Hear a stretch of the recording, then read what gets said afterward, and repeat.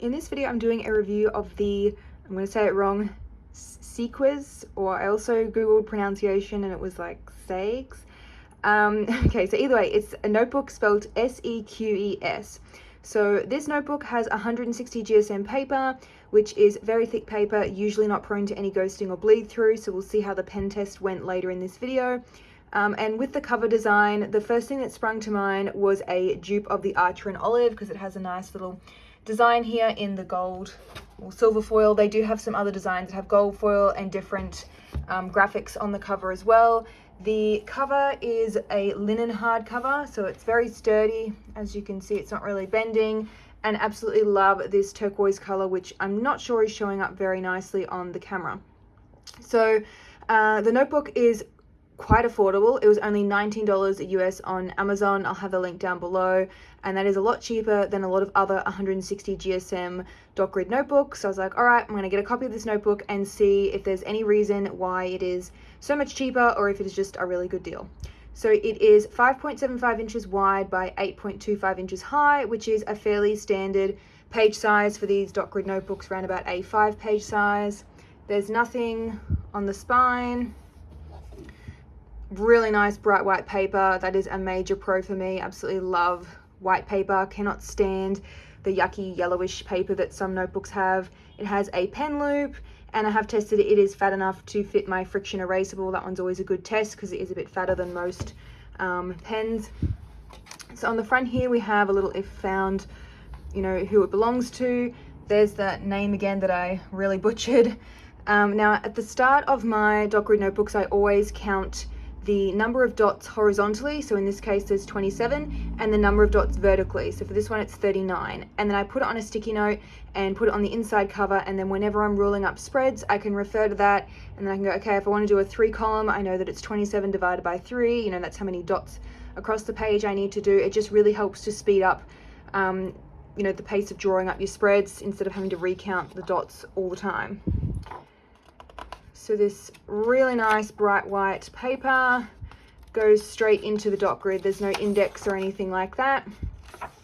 The pages are all numbered, which is a major pro, and even better, the page numbers sit below the dot grid. So sometimes they'll embed them within.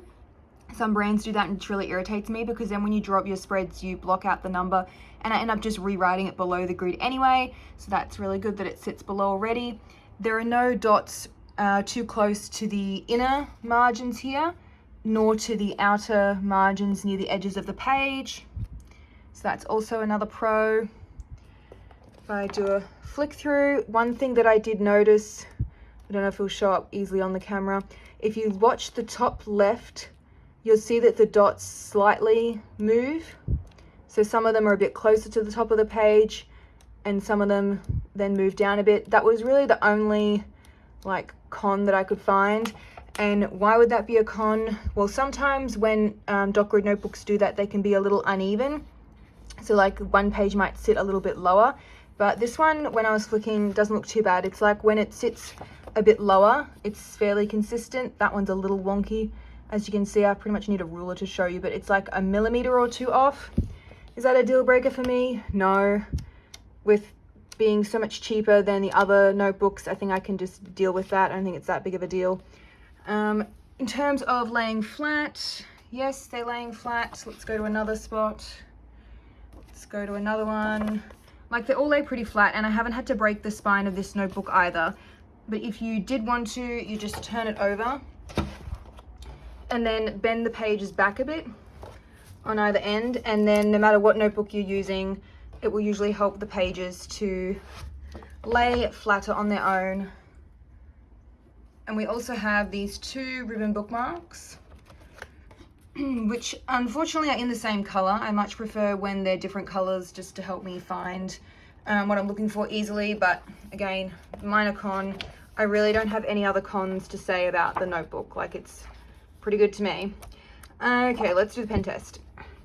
So I did a variety of all the usual gel, ballpoint, fine tip, as well as some highlighters, stamps, and I thought, you know what, I haven't really shown dot markers, how they fare on 160 GSM paper, so I've added those into this pen test as well because I love using dot markers, and I pretty much will only use them in a 160 GSM notebook because of how prone they are to bleed through. So let's see how the pen test went. So for all of the pens, fared not too bad. I will say I have seen better results from other notebooks with 160 GSM paper. You can see that there's some bleed through of the Uni Ps. Admittedly, they are really thick pens, and I do rarely use them, so is that a big deal? Not really.